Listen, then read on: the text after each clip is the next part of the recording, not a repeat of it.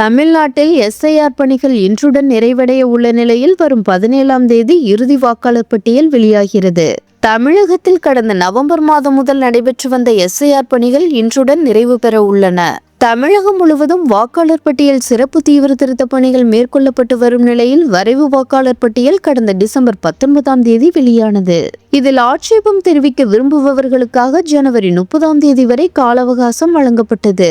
அதன்படி தமிழகம் முழுவதும் முகாம்கள் மூலமாகவும் இணைய வழியிலும் சுமார் 34 லட்சம் பேர் மறுபரிசீலனைக்காக விண்ணப்பித்திருந்தனர்.